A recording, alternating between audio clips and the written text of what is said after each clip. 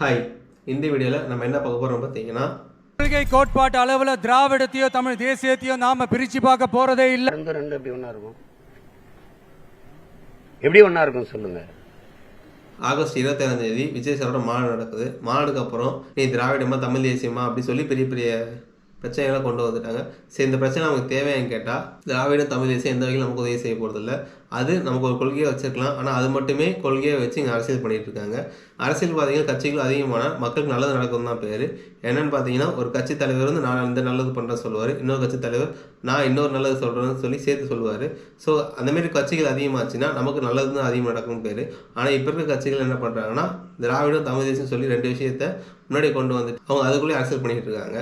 சரி, ஃபஸ்ட்டு நம்ம அரசியல்னால் என்ன புரிஞ்சுப்போம். அரசியல்னால் இப்போ ஒரு ஊரில் ஒரு 1000 குடும்பம் இருக்குது. 1000 குடும்பத்தில் ஒருத்தர் வீட்டில் 100 ரூபா சம்பாதிக்காங்க, இன்னொருத்தர் வீட்டில் 1000 ரூபா சம்பாதிக்கிறாரு, இன்னொருத்தர் 500 ரூபா சம்பாதிக்கிறாரு. இப்போ என்ன பண்ணுறாங்கன்னா, அந்த ஊருக்கு ஒரு தண்ணி டேங்க் தேவை. ஒரு 100 ரூபா சம்பாதிக்கிறதால கட்ட முடியாது, 1000 ரூபா சம்பாதிக்கிறதால கட்ட முடியாது. ஸோ என்ன பண்ணுறாங்க, ஆளுக்கு சம்பாதிக்கிறது ஒரு பங்கு, 100 ரூபா சம்பாதிக்கிற 3 ரூபாயும் 1000 ரூபா சம்பாதிக்கிற 30 ரூபாயும் சொல்லி மொத்தமாக காசு சேர்த்து வச்சு ஒருத்தர்கிட்ட கொடுத்து, எனக்கு இந்த ஊரில் தண்ணி டேங்க் தேவை, நீ இந்த பொறுப்பை எடுத்துக்கோ, நீ பொறுப்பை இதை முடிச்சு கொடுத்துட்டு இங்கே வேலை செய்யணும் கொஞ்சம் காசும், அதுவே நீ இந்த காசை கொஞ்சம் எடுத்துக்கோ சொல்லி அவர்கிட்ட கொடுத்துட்றாரு. அவர் தண்ணி டேங்க் கட்டி கொடுத்துட்டு அதுக்கப்புறம் அந்த ஊருக்கு சரி நீங்கள்லாம் வருஷம் நீங்கள் இவ்வளோ அமௌண்ட் கொடுத்துட்டுங்க, நான் உங்களுக்கு தேவையானதை கட்டித்தரேன், நான் எனக்கு கொஞ்சம் சம்பளத்தை எடுத்துக்கிறேன்னு சொல்லி அவர் ஒரு பதவியில் உட்காந்துறாரு. இப்போது அதுதான் இங்கே நடக்குது. நம்ம டேக்ஸ் கட்டுறோம், நம்ம டேக்ஸை வச்சு நமக்கு என்னென்ன செய்ய முடியும், என்ன நம்ம வாழ்வில் எளிமைப்படுத்துறதுக்கு என்னென்ன பண்ண முடியும் சொல்லி மேலே முதலமைச்சர் சொல்லி உட்காந்துருக்காரு. அவருக்கு ஒரு சம்பளமோ அவர் கூட வேலை செய்கிற சம்பளமோ நம்ம வாழ்க்கையில் எது ஈஸியாக பண்ண முடியுமோ அதுக்கு ஒரு சிஸ்டத்தை கிரியேட் பண்ணிவிட்டு அங்கே போலீஸ் ஸ்டேஷன் அப்புறம் கோர்ட்டு அப்படி சொல்லி எக்கச்சக்க டிபார்ட்மெண்ட்டை கொண்டு வந்துட்டு அவங்கவுங்களுக்கு கொஞ்சம் சம்பளத்தை கொடுத்துட்றாங்க. நம்ம டேக்ஸ் வச்சு தான் எல்லாமே கொடுக்குறாங்க. ஸோ அப்போ நமக்கு நல்லது அதிகமாக நடக்குமா பார்த்தா அங்கேயும் ஒரு பெரிய கேள்வி இருக்குது. இப்போ என்ன நடக்குதுன்னு பார்த்தீங்கன்னா, நான் எனக்கு தேவையானது நான் தான் ஓட்டு போடுறேன், நான் டேக்ஸ் கட்டுறேன். ஸோ எலெக்ஷன் நடக்குது. எலெக்ஷன் அப்போ நான் நினைக்கிறேன் சரி எனக்கு ஒரு 20 விஷயம் தேவைப்படுது. அதில் பார்த்தீங்கன்னா கல்வி புது பாடத்திட்டத்தை கொண்டு வரது கல்வியில், அப்புறம் எனக்கு போக்குவரத்து எளிமைப்படுத்துறது அப்படின்னு சொல்லி நான் நிறைய விஷயத்தை கொண்டு வரேன். 20 விஷயத்தை நான் பட்டியலிட்டு வச்சுருக்கேன். சரி, அரசியல் பண்ணுறவங்க அவங்க ஒரு 20 கொள்கையை கொண்டு வராங்க. அவங்க பார்த்தீங்கன்னா 2-3 கட்சி இருக்குது. அவங்க ஆளுக்கு ஒரு எனக்கு தேவையான 20 கொள்கையில் 8 கொள்கை, ஒரு கட்சி 8 கொள்கை வச்சுருக்கு, ஒரு கட்சி 5 கொள்கை வச்சுருக்கு, ஒரு கட்சி 10 கொள்கை வச்சுருக்கு. இப்போ நான் என்ன பண்ணுறேன், எந்த கட்சி அதிகமாக எனக்கு தேவையான கொள்கை வச்சுருக்கோ அந்த கட்சிக்கு நான் ஓட்டு போடுறேன், அந்த கட்சி ஆட்சிக்கு வருது.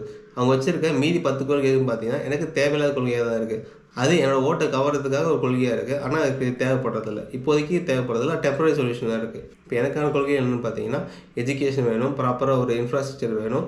இன்ஜினியரிங் படித்து முடிச்சுட்டு வெளியே போனால் வேலை கிடைக்கணும். ஆனால் இன்ஜினியரிங் படித்து முடிச்சுட்டு வெளியே போனால் இப்போ 12,000 13,000 அந்த சம்பளத்தை வேலைக்கு போயிட்டுருக்காங்க. தமிழ்நாட்டில் எஜுகேஷன் 48% வந்து அன்ஸ்கில்டு லேபர் இருக்காங்க சொல்லி ரிப்போர்ட் வெளியிடுறாங்க. அது மட்டும் இல்லாமல் பார்த்தீங்கன்னா இங்கே ஜாப் வேகன்சியும் அதிகமாக இருக்குது, ஆனால் அதுக்கு எதுவுமே ஃபில் பண்ணுறது கிடையாது. தமிழ்நாடு கவர்மெண்ட்டில் என்னென்னா கவர்மெண்ட் செக்டரில் கவர்மெண்ட் டாக்டர்ஸில் 30% வரைக்கும் வேகன்சி இருக்குது, ஆனால் ஃபில் பண்ணல சொல்லி ரிப்போர்ட் வெளியே வருது. அது மட்டும் இல்லாமல் டிஎன்எஸ்டிசி அதுலேயுமே எக்கச்சக்கமாக வேகன்சி இருக்குது, ஆனால் ஃபில் பண்ணுறது இல்லைன்னு சொல்லி நிறைய ரிப்போர்ட் வெளியே வந்திருக்கு. சரி, இப்போ இருக்க கவர்மெண்ட் இதுக்கு முன்னாடி கவர்மெண்ட் பண்ண கவர்மெண்ட்லாம் வந்து நமக்கு சரி ஆட்சி பண்ணலாம் கேட்டால் அப்படினால நல்லா தான் ஆட்சி பண்ணியிருக்காங்க. அவங்க இந்தியாவிலே தமிழ்நாடு வந்து செகண்ட் எக்கனாமிக் ஸ்டேட்டாக வந்து கொண்டு வந்திருக்காங்க. ஆனால் நாங்கள் என்ன கேட்குறோம்னா, தமிழ்நாடு இதை விட அதிகமாக அச்சீவ் பண்ண முடியும். அதாவது தமிழ்நாடு அச்சீவ் பண்ணுறது என்ன கேப்பபிலிட்டி இருக்கோ அதில் பாதி தான் அச்சீவ் பண்ணியிருக்கு, இதுக்கு மேலே அச்சீவ் பண்ண முடியும். சரி, இப்போ வந்து திராவிடம் தமிழ் சொல்லி 2 பெரிய டிபேட் ஒன்று போயிட்டுருக்கு. இப்போ இருக்க எனக்கு யங்ஸ்டர் எனக்கு அது தேவைன்னு கேட்டால் அது தேவை கிடையாது. ஃபஸ்ட்டு எனக்கு தேவை ஜாப் வேகன்சி, எனக்கு தேவை இன்ஃப்ராஸ்ட்ரக்சர் தேவை. ஃபாரின் டைரக்ட் இன்வெஸ்ட்மெண்ட்லாம் டேரெக்டாக தமிழ்நாடு கொண்டு வரதுக்கு ஒரு வழி பண்ணணும். அப்படி வர கம்பெனிஸ்க்கு ப்ராப்பராக அக்ரிகல்ச்சர் லேண்டு எதுவும் அடிப்படாமல் அவங்களுக்கு ஒரு இடத்த கொடுக்கணும். இந்த அரசியல் எங்களுக்கு தேவை. ஃபஸ்ட்டு எங்களுக்கான இன்ஃப்ராஸ்ட்ரக்சர் கட்டி கொடுத்துட்டு அதுக்கப்புறம் நீங்கள் வந்து திராவிடம் தமிழ் தேசம் பேசுனா அதுக்கு நாங்கள் வந்து உங்களுக்கு சப்போர்ட்டாக வந்து இந்தியாவில் தமிழ்நாடு தனியாக கொடுங்க அப்படின்னு சொல்லி வந்து கேட்கலாம். ஆனால் இங்கே இருக்க ஃபஸ்ட்டு இங்கே இருக்க கட்டமைக்க மாட்டுறாங்க. திராவிடமோ தமிழ் தேசியமோ பூர்ண மதிவிலக்கோ நீட்டு ஒழிப்போ நடக்குமான்னு கேட்டால் அதில் 90% வாய்ப்பு கம்மி தான். அது கொண்டு வரணும், எக்கச்சக்க சட்டத்திட்டங்கள் பண்ணணும், பல போராட்டங்கள் நடத்தணும். ஆனால் இப்போ இருக்க அரசியல் என்ன பண்ணுறாங்கன்னா, அதை நாலுத்தையும் முன்னாடி எடுத்து வச்சுட்டு பின்னாடி அவங்க நமக்கு தேவையான சின்ன சின்ன விஷயம் எல்லாத்தையும் மறைச்சிடுறாங்க. இப்போ எனக்கு பசிக்குதுன்னா அதுக்கு தயிர் சாதம் தான் கொடுக்கணும், அதை விட்டு பிரியாணி ஸ்மெல் நல்லா இருக்குன்னு சொல்லிட்டு நீ ஸ்மெல்லு வந்து பாரு, அது 2 மணி நேரம் கழிச்சு ரெடி ஆகிடுன்னு சொல்லி கொடுக்குறது எந்த விதத்துக்கு நியாயம் கிடையாது. நான் ஏதாவது கட்சிக்கு சப்போர்ட் பண்ணி பேசணும்னு கேட்டால் அதுவும் கிடையாது. நாங்கள் ஓட்டு போடுறோம், எங்களுக்கான உரிமை கேட்கறதுக்காக தான் நான் வந்து கேட்டுட்ருக்கேன். ஃபஸ்ட்டு எனக்கு வந்து எஜுகேஷனுக்கு பாடத்திட்டத்தை மொத்தமாக மாற்றி பொதுவாக இப்போ இருக்க கரண்ட் ட்ரெண்டுக்கு அந்த மாதிரி பாடத்திட்டத்தை மாற்றி தரணும். படித்து முடிச்சு வெளியே வந்து அப்புறம் ஒழுங்காக வேலை கிடைக்கணும். எனக்கு வந்து ஃபஸ்ட்டு வேலை வாங்கி கொடுத்துட்டு அதுக்கப்புறம் நீங்கள் வந்து கேட்குற திராவிடம் தமிழ் தேசியம் பூர்ண மதங்களுக்கு அதுக்கு எல்லாத்துக்கும் நாங்கள் வந்து சப்போர்ட் பண்ணுறோம். இப்போ இதெல்லாம் நடக்குமான்னு கேட்டால் அது நடக்கிறதுக்கு வாய்ப்பும் ரொம்ப கம்மி.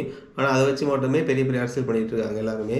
இது ஏன் இப்போ திராவிட தமிழ் தேசிய பேச்சு அதிகமாகிடுச்சுன்னா இதுக்கு காரணம் சீமான் சார் தான். சீமான் சார் என்ன சொல்லிட்டாரு, விஜய் சாரோட மாநாடுக்கு அப்புறம் சீமான் சார் வந்து எக்கச்சக்க இடத்துல வந்து திராவிடம் தமிழ் தேசியம் அப்படின்னு என்ன தெரியுமா சொல்லி அவங்க கேள்வி கேட்க ஆரம்பிச்சாரு. ஆனால் இதுக்கு இப்போதைக்கு தேவைப்படலை. இப்போதைக்கு தேவையான விஷயத்தை விட்டு அந்த விஷயம் இப்போதைக்கு நடக்காத ஒரு விஷயம். திராவிடம் தமிழ் தேசியம் இப்போதைக்கு சாத்தியப்படாத ஒரு விஷயம்.